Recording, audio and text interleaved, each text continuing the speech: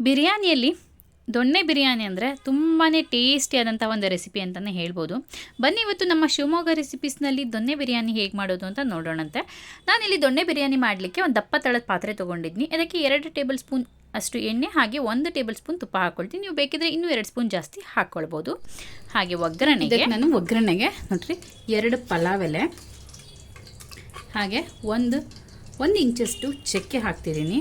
ಒಂದು 7ರಿಂದ 8 ಲವಂಗ, 1 ಚಕ್ರ ಮೊಗ್ಗು, 2 ಮರಾಠಿ ಮೊಗ್ಗು ಹಾಗೆ ಸ್ವಲ್ಪ ಕಲ್ನಾರ್ ಹಾಕ್ತಿದ್ದೀನಿ.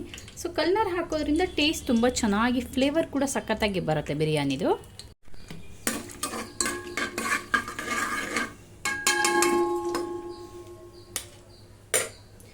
ಈಗ ಇದಕ್ಕೆ ಕಟ್ ಮಾಡಿ ಇಟ್ಕೊಂಡಂತಹ ಉದ್ದುದ್ದಕ್ಕೆ ಕಟ್ ಮಾಡಿ ಇಟ್ಕೊಂಡಂತಹ 2 ಈರುಳ್ಳಿಯನ್ನು ಹಾಕ್ಕೊಳ್ತಾ ಇದ್ದೀನಿ.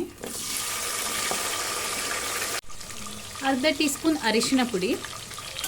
ಈಗ ಒಮ್ಮೆ ಚೆನ್ನಾಗಿ ಮಿಕ್ಸ್ ಮಾಡಿ ಈರುಳ್ಳಿ ಟ್ರಾನ್ಸ್ಲೂಸೆಂಟ್ ಆಗಬೇಕು, ಅಲ್ಲಿ ತನಕ ನಾವು ಇದನ್ನ ಫ್ರೈ ಮಾಡಬೇಕಾಗತ್ತೆ. ಈರುಳ್ಳಿ ಟ್ರಾನ್ಸ್ಲೂಸೆಂಟ್ ಚೆನ್ನಾಗಾಗಿದೆ.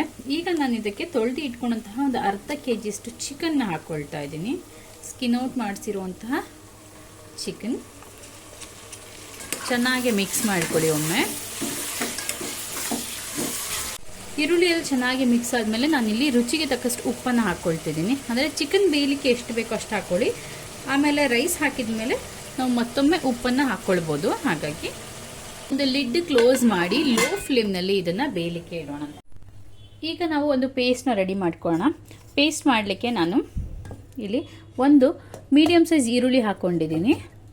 ಹಾಗೆ 1 ಗಡ್ಡೆಯಷ್ಟು ಬೆಳ್ಳುಳ್ಳಿ, 1.5 ಇಂಚಷ್ಟು ಶುಂಠಿ, ಖಾರಕ್ಕೆ 4 ಹಸಿಮೆಣಸು ಹಾಕ್ಕೊಂಡಿದ್ದೀನಿ. ನೀವು ಖಾರ ಎಷ್ಟು ತಿಂತೀರ ಅಷ್ಟು ಹಾಕ್ಕೊಳ್ಬೋದು. ಹಾಗೆ 1 ಪಲಾವ್ ಎಲೆ, ಇಲ್ಲಿ 1 ಟೀ ಸ್ಪೂನ್ ಆಗುವಷ್ಟು ಸೋಂಪು ಕಾಳು ಹಾಗೆ ಅರ್ಧ ಟೀ ಸ್ಪೂನ್ ಆಗುವಷ್ಟು ಜೀರಿಗೆ ಹಾಕಿದ್ದೀನಿ. 1 ಮೀಡಿಯಮ್ ಸೈಜ್ ಟೊಮೆಟೊ ಹಾಗೆ ಇಲ್ಲಿ ಒಂದು 15 ಗೋಡಂಬಿ ಹಾಕಿದ್ದೀನಿ. ಸೊ ಟೇಸ್ಟ್ ಚೆನ್ನಾಗಿ ಬರುತ್ತೆ ರಿಚ್ ಆಗಿ. ಹಾಗೆ 1 ಕೈ ಮುಷ್ಟಿಯಷ್ಟು ಕೊತ್ತಂಬರಿ ಸೊಪ್ಪು. ಇದಿಷ್ಟನ್ನು ಹಾಕಿ ನಾವು ನುಣ್ಣಗೆ ಪೇಸ್ಟ್ ಮಾಡ್ಕೊಳ್ಬೇಕು. ನಿಮಗೆ ಅವಶ್ಯಕತೆ ಇದೆ ಅಂತಂದರೆ ಒಂದು ಸ್ವಲ್ಪ ನೀರು ಸೇರಿಸ್ಕೊಂಡು ಪೇಸ್ಟ್ ಮಾಡ್ಕೊಳ್ಬೋದು.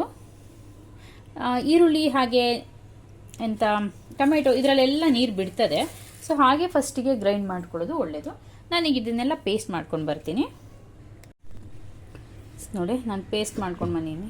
ಪೇಸ್ಟ್ ರೆಡಿ ಆಯಿತು. ಚಿಕನ್ನು ಚೆನ್ನಾಗಿ ನೀರು ಬಿಟ್ಕೊಂಡಿದೆ. ನಾನಿಲ್ಲಿ ಎಕ್ಸ್ಟ್ರಾ ನೀರೇನು ಸೇರಿಸಿಲ್ಲ. ಇದು ಉಪ್ಪು ಹಾಕಿದ್ನಲ್ಲ ಅದರಲ್ಲೇ ನೀರು ಬಿಟ್ಕೊಂಡಿರುವಂಥದ್ದು.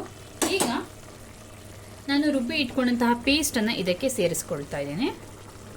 ಹಾಗೆ ಜಾರ್ ತೊಳೆದಿರುವಂತಹ ನೀರು. ಈಗ ಇದಕ್ಕೆ ನಾನು 1/2 tea spoon garam masala powder ಹಾಕಿದ್ದೀನಿ. ಹಾಗೆ 1/4 ಟೀ ಸ್ಪೂನ್ ಅಷ್ಟು ಕಾಳು ಮೆಣಸಿನ ಪುಡಿ. ಇದು 2 ಮೀಡಿಯಮ್ ಸೈಜ್ ಟೊಮೆಟೊನ ಸಣ್ಣಗೆ ಕಟ್ ಮಾಡ್ಕೊಂಡಿರೋದನ್ನ ನಾನು ಹಾಕ್ತಾ ಇದ್ದೇನೆ. ನಾವು ರುಬ್ಲಿಕ್ಕೆ ಕೂಡ 1 ಟೊಮೆಟೊ ಹಾಕಿದ್ವಿ. ನಾನೀಗ 2 ಹಾಕಿದ್ದೀನಿ. ನೀವು ಮೊಸರು ಏನಾದರೂ ಸೇರಿಸ್ಕೊಳ್ಳೋದ್ರೆ ಈ ಸ್ಟೇಜಲ್ಲಿ ಸೇರಿಸ್ಕೊಳ್ಬೋದು. ಮೊಸರು ಹಾಕಿದರೆ ಅದರ ಟೇಸ್ಟ್ ಸ್ವಲ್ಪ ಬೇರೆನೇ ಬರ್ತದೆ. ಹಾಗಾಗಿ ನಾನು 3 ಟೊಮೆಟೊ ಹಾಕಿದ್ದೀನಿ. ಮೊಸರು ಹಾಕೋದಿದ್ರೆ 1 ಟೊಮೆಟೊ ಕಡಿಮೆ ಮಾಡಿ 2 ಹಾಕೊಳ್ಳಿ, ಸಾಕಾಗತ್ತೆ. ಈಗ ನಾನಿಲ್ಲಿ 1 ಟೀ ಸ್ಪೂನ್ ಅಷ್ಟು ನಾವು ಹಸಿಮೆಣಸು ಹಾಕಿದ್ದೀವಿ, ಸ್ವಲ್ಪ ಟೇಸ್ಟ್ಗೆ ಖಾರದ ಪುಡಿ.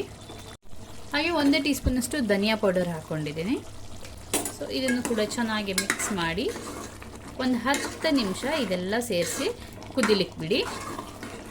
ಈಗ ನೋಡಿ, ಚೆನ್ನಾಗಿ ಅದೆಲ್ಲ ಮಸಾಲೆ ಎಲ್ಲ ಕುದ್ದಿದೆ. ಇಲ್ಲಿ ಎಣ್ಣೆ ನೋಡಿ ಸೈಡಿಗೆ ಬಿಟ್ಕೊಂಡಿದೆ, ಖಾರದ ಪುಡಿ ಹಾಕಿರೋದೆಲ್ಲ. ಈಗ ಇದಕ್ಕೆ ಅಕ್ಕಿಯನ್ನು ಸೇರಿಸ್ಕೋಣ. ನಾನಿಲ್ಲಿ 2 ಲೋಟ ಅಂದರೆ ಅರ್ಧ ಕೆಜಿಯಷ್ಟು ಅಕ್ಕಿಯನ್ನು ಹಾಕ್ಕೊಳ್ತೀನಿ. ಚಿಕನ್ ಕೂಡ ನಾನು ಅರ್ಧ ಕೆಜಿ ಹಾಕಿದ್ದೆ ಅಲ್ವಾ, ಸೊ ಅರ್ಧ ಕೆಜಿಯಷ್ಟು ಅಕ್ಕಿ ಹಾಕ್ಕೊಂಡಿದ್ದೀನಿ. ಚೆನ್ನಾಗಿ ಮಿಕ್ಸ್ ಕೊಟ್ಕೊಂಡ್ಬಿಡಿ. ಈಗ ನಾನು ಇದಕ್ಕೆ 2 ಲೋಟ ಅಕ್ಕಿ ಅಂದರೆ 4 ಲೋಟ ನೀರನ್ನು ಹಾಕ್ಕೊಳ್ತೀನಿ.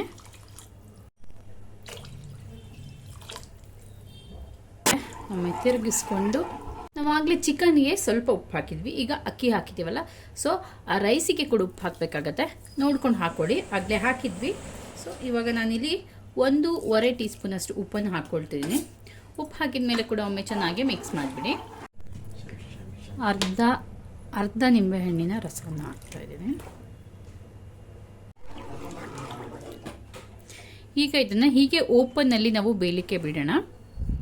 ನೋಡಿ 15 ನಿಮಿಷ ಆದಮೇಲೆ ಇದು ಕುದ್ದು ಈ ಥರ ಆಗಿದೆ. ಈಗ ನಾವು ಒಂದು ಲಿಡ್ನ ಕ್ಲೋಸ್ ಮಾಡಿಬಿಟ್ಟು ಗ್ಯಾಸ್ನ ಲೋ ಫ್ಲೇಮ್ನಲ್ಲಿ ಇಟ್ಬಿಡಬೇಕು. ಅದು ಚೆನ್ನಾಗಿ ಅರಳಲಿಕ್ಕೆ ಬಿಡಬೇಕಾಗತ್ತೆ. ಈಗ ನೋಡಿ, ನಾನು ಸುಮಾರು ಒಂದು 1/4 ಗಂಟೆ ಅಷ್ಟು ಆಗಿದೆ, ತೆಗಿತಾ ಇದ್ದೀನಿ. ಅಷ್ಟು ಪರ್ಫೆಕ್ಟಾಗಿ ಆಗಿದೆ. ಈಗ ನಾವು ಗ್ಯಾಸ್ನ ಆಫ್ ಮಾಡಿಬಿಟ್ಟು ಹಾಗೆ ಒಂದು 1/4 ಗಂಟೆ ಮುಚ್ಚಿ ಇಟ್ಬಿಡೋಣಂತೆ. ಎಸ್ ಫ್ರೆಂಡ್ಸ್, ನಾನು ಗ್ಯಾಸ್ ಆಫ್ ಮಾಡಿ 15 ನಿಮಿಷ ಆದಮೇಲೆ ನಿಮಗೆ ಲಿಡ್ ಓಪನ್ ಮಾಡಿ ತೋರಿಸ್ತೀನಿ ನೋಡಿ. ಬಿರಿಯಾನಿ ರೈಸ್ ತುಂಬಾ ಟೇಸ್ಟಿಯಾಗಿ ಚೆನ್ನಾಗಿ ಬಿಡಿ ಬಿಡಿಯಾಗಿ ರೆಡಿಯಾಗಿದೆ. ಈಗ ಇದನ್ನು ಸರ್ವ್ ಮಾಡೋ ಟೈಮ್.